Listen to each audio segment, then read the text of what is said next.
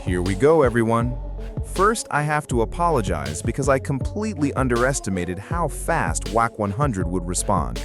In the previous video, I said it would probably take him about a week to address the situation, but he wasted no time. Within just 12 hours, he dropped not one, but multiple response videos.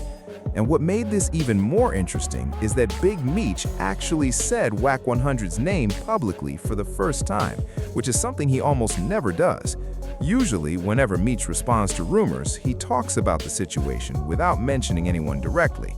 It seems like he avoids giving people extra attention or publicity. But during a live stream while he was feeling loose, Big Meech finally went straight at Wack 100. Here's exactly what he said. Wack 100, tight bitch ass, don't get no play in our ride. You feel me? And we ain't never worried about what you gonna do. And we're not apologizing. Especially me. There's no apology. If you know anything about me, I ain't worried about what you gonna do. Hey, listen, but I promise you, listen. Or didn't mention your name indirectly. Hey, I ain't worried about what the fuck you gonna do. Listen though, on some real shit. Listen, on some real shit.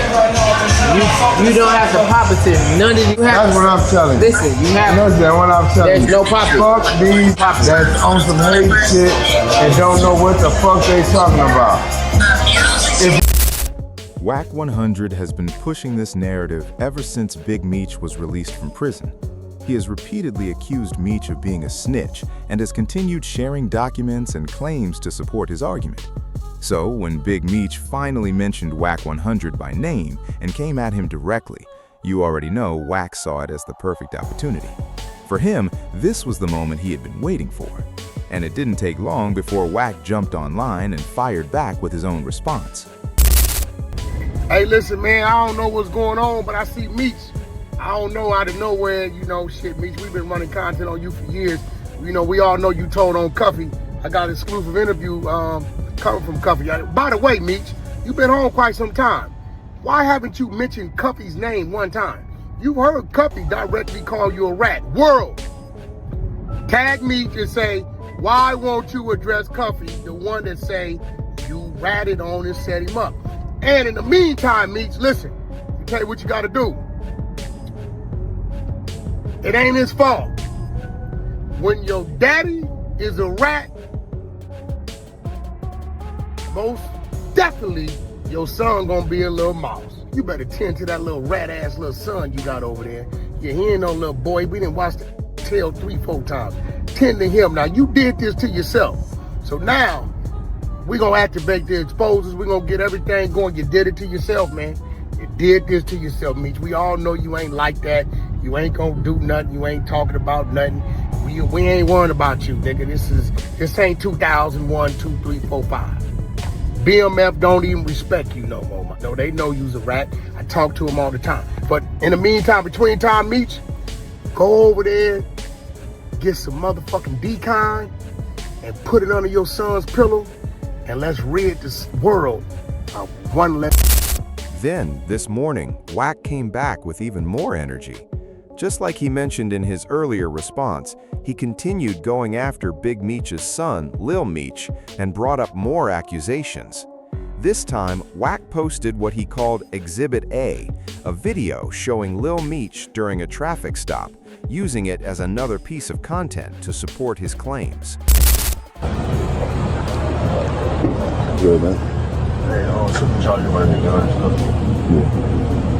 That's what y'all found it on the y'all found it.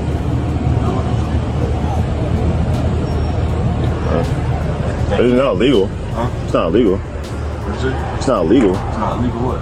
to have a firearm. Well, I'm talking about the other stuff. Huh? The other stuff. Talking about the other guy? The other stuff, yeah. Yeah. That's what. For anyone who was confused about what happened, this incident actually goes back to last summer. A person claiming to be a former friend of Lil Meech was serving time connected to the situation, and he has publicly blamed Lil Meech for what happened. According to his claims, Lil Meech allegedly gave information to police during the traffic stop, which he says played a role in him getting arrested. The conversation from the stop has been heavily discussed, with accusations that Lil Meech's comments made the situation worse.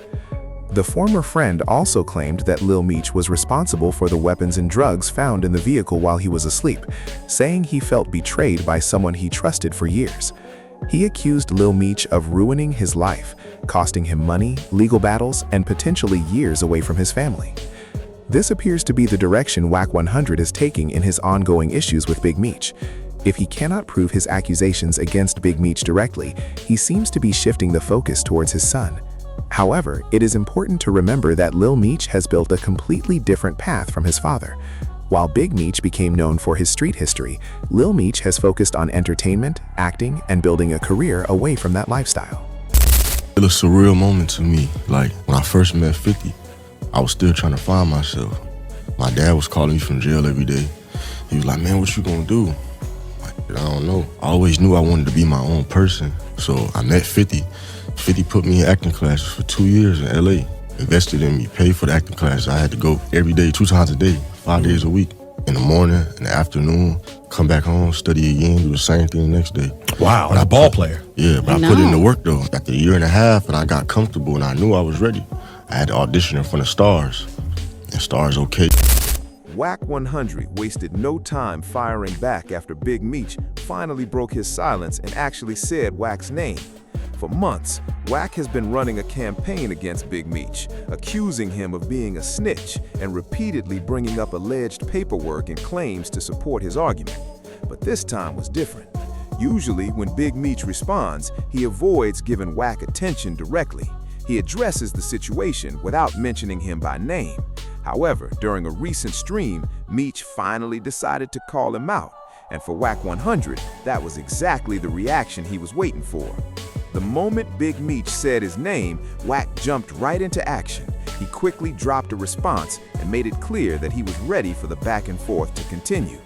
But Wack didn't stop there. He decided to bring Lil Meech into the conversation by bringing up an old traffic stop that happened last summer.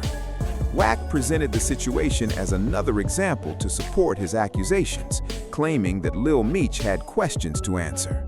The situation involves a former associate of Lil Meech who claims he was negatively affected by that traffic stop. According to the accusations, the former friend believes Lil Meech played a role in what happened and says the situation eventually led to legal consequences for him.